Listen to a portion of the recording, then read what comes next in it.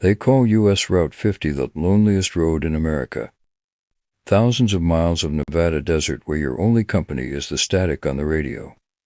In October of 2022, I thought the isolation was my biggest fear.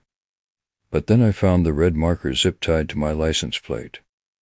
I hadn't stopped in 60 miles. I was doing 70. And that's when I realized I wasn't alone out there.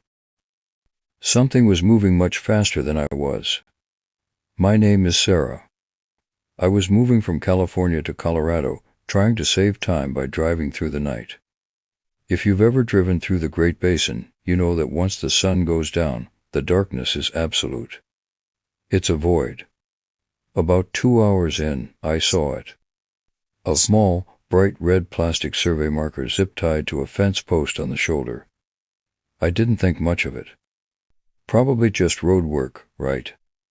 But then, exactly 10 miles later, I saw another one. Same post, same red marker. 10 miles after that, a third. I started timing it. Every 8.5 minutes, a red flash would zip past my window. It was too perfect. Too deliberate. The paranoia started to set in. There were no other cars. No headlights in my rear view. Just me and these markers.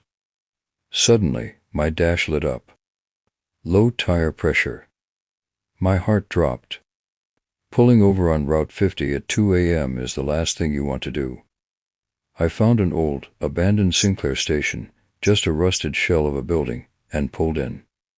I got out with my tactical flashlight, checking the rear driver's side tire. It looked fine. No nails, no leaks.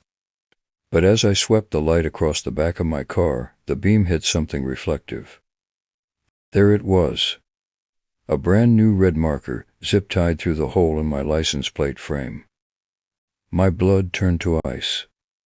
I hadn't stopped since I left the last town 2 hours ago. I'd been cruising at 70 miles per hour the entire time. How do you tag a moving car on a pitch-black highway without being seen?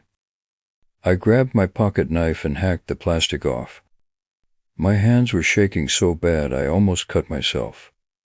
When the marker fell into my hand, I flipped it over. Scrolled on the back in black Sharpie was a set of GPS coordinates and a timestamp, 2:12 a.m. I checked my watch. It was 2:15 a.m. The coordinates pointed to a spot exactly 5 miles back on the road. The exact spot where I would have been 3 minutes ago if I hadn't pulled over to check my tire. Whoever put that on my car wasn't just following me. They were predicting me. They were waiting for me to be at a specific spot at a specific time. I didn't wait around. I drove on that low tire until I reached a lit-up truck stop in Austin. I haven't driven at night since. Because out there on Route 50, the distance between the markers isn't measured in miles, it's measured in how long you have left.